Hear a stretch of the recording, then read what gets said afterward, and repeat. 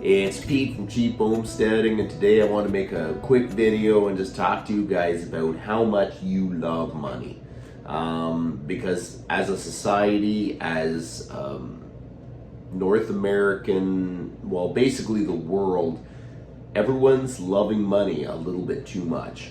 And I am a Christian, and I try to use my worldview kind of through the Bible, and the Bible has a lot to say about loving money too much, because basically money controls you.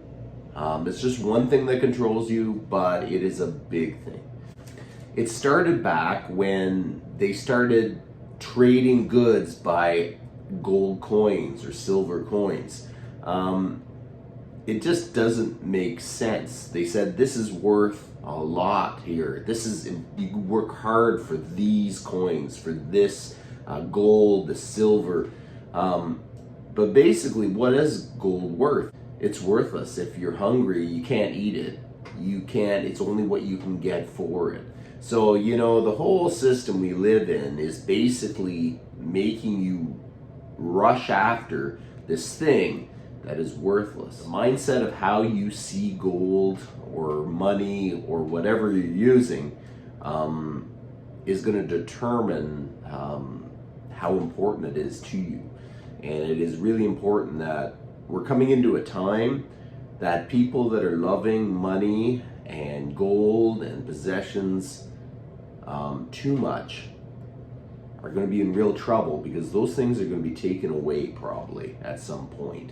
And the people that don't put their being and their self-worth in those things are going to be a better place. So it's really important that you guys really look into what is driving me. It doesn't mean that you don't be very diligent about making sure you're out of debt. Get yourself out of debt, because we're coming into a time that's really, really going to be tough, and it is really important that people start preparing. So I am not advocating that we just don't worry and go into debt and just keep going.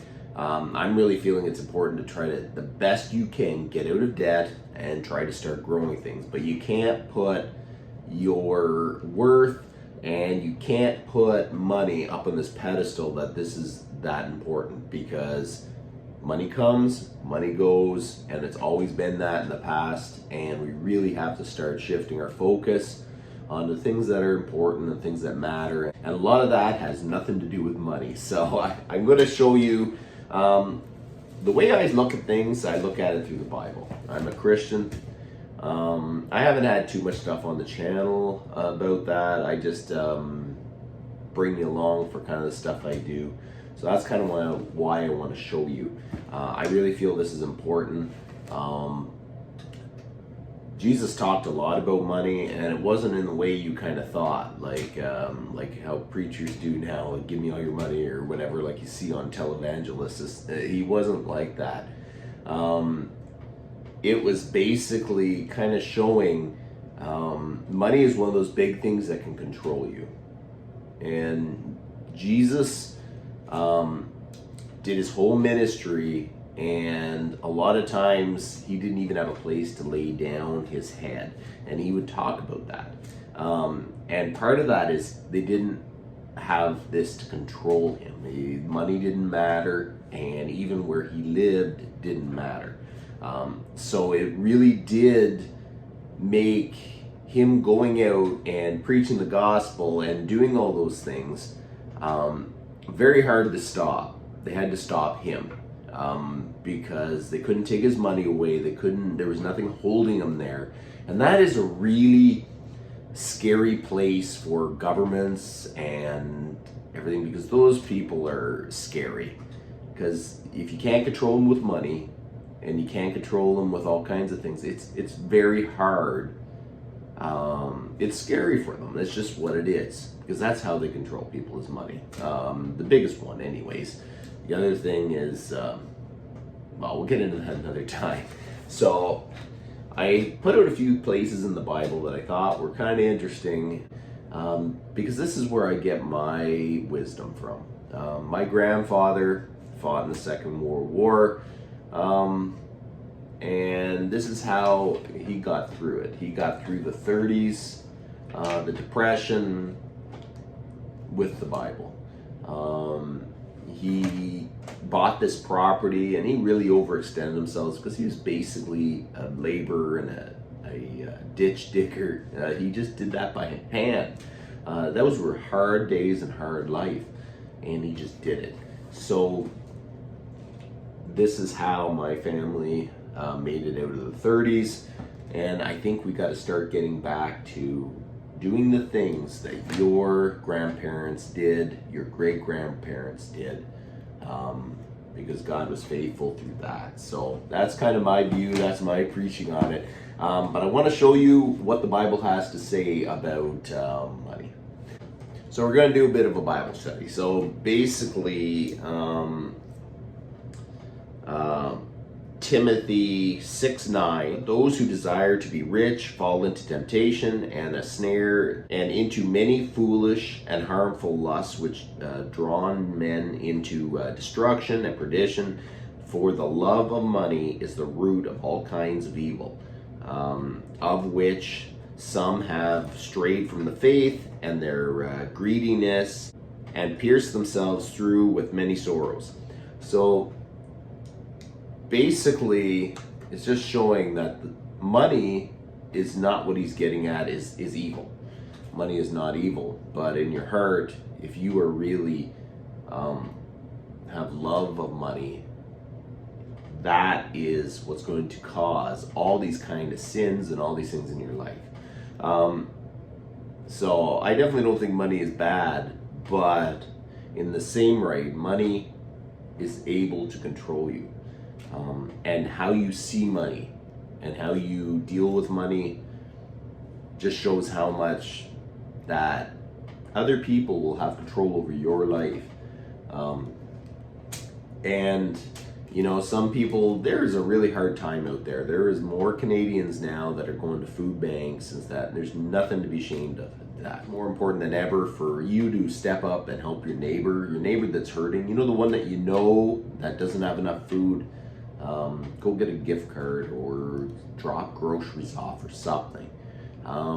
Because this is the time that people that need help and people that can give help really need to try to do that. That is what is important. It's kind of what helps us to stay not so focused on money is the end all, the important thing, the most important thing in my life, the thing I've been driving for my whole life.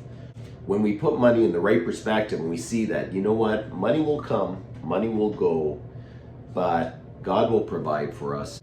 And there's nothing that can happen that God can't help us with. So that is how I see it. So this verse is basically talking not to let money control you. There's another verse, Matthew 6:26. Look at the birds of the air, and they neither sow nor reap, gather into barns, yet their heavenly Father feeds them. Are you not more valuable than they? Which of you, by worrying, can add a cubit to their stature?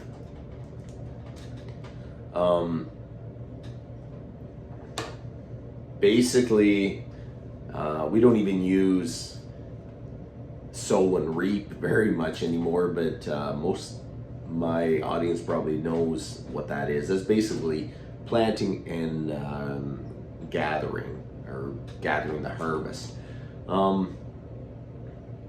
Birds don't do any of that. And what they're trying to say here is, even if you can't grow your own food, even if you can't reap your own harvest, even if you can't have a place to live, God will provide for you if you ask. Doesn't mean it'll look exactly like it is now, because I can guarantee it's not going to look like it is now. And this is another part of not allowing money to control you. So that money that they have printed up on that paper, they make it like that is what you have to strive for. That's what you're working for. But it is really worthless. When you're hungry, you can't eat that dollar bill. When you're sick, that dollar bill is not going to help you. When you don't have a place to live, that dollar bill is not going to help you in any way. So it is super important to keep it that money in itself is not going to help you. God is your real provider. So honestly, the Bible shows you really good ways of just not allowing yourself to come into a position where you have to be controlled. We are more controlled than ever, because you can't envision yourself not living in a house. You can't envision yourself eating weeds out of the ditch. Just living a meager existence. We can't picture that because we've had it so easy so long. But you know what? I feel like if you can picture it now, if something happens and you are ending up in that position, it is not going to be devastating to you. Because you know that God is going to supply what you need. Think about what is money. Gold, it's worthless. Silver, it is worthless. You can't eat it. Same with these bills that they printed stuff on. For now, it works. It is worthless. And when they want to go digital, I really am not wanting to go digital because the Bible talks about that too. It doesn't say digital, but it talks about a number that is associated. That can make you buy and sell. So I am really not wanting to go digital. So whenever you look at the Bible and they say don't let money control you, it is super important that you don't. Because as time goes on, they're going to try to use money and other means necessary to control you. It's really important to see what is my thoughts, how important do I feel that money really is in my life. So I just wanted to make a quick video just to tell you guys, you really got to start thinking about these things now, because I think we're coming into a little bit of a tough time and we'll be forced to think about it. So that's about enough for today. You guys have a good one.